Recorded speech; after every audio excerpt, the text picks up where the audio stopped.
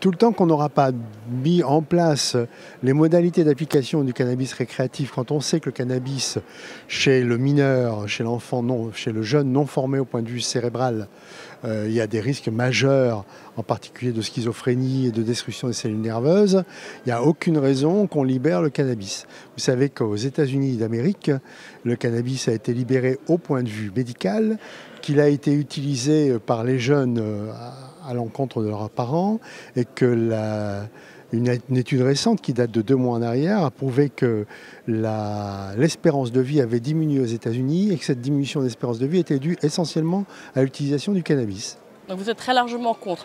En revanche, vous faites un autre sort, effectivement, au cannabis thérapeutique. Il est très efficace pour lutter contre certaines douleurs et l'expérimentation va bientôt être lancée, peut-être en 2020. Ça, c'est très bien. Pour quelle raison vous faites il y a une grande différence pour vous? Le cannabis médical soigne. Il soigne, il ne guérit pas, mais il soigne. Et il permet d'atténuer en particulier beaucoup de douleurs sur lesquelles on n'a pas de médicaments autres efficaces. Donc non, là c'est une bonne chose, mais là c'est sur prescription médicale, ça va être contrôlé, donc il n'y a aucun problème là-dessus. À la condition, encore une fois, qu'on ne fasse pas comme aux États-Unis et que les gens qui utilisent le cannabis médical ne laissent pas à la portée de leurs enfants.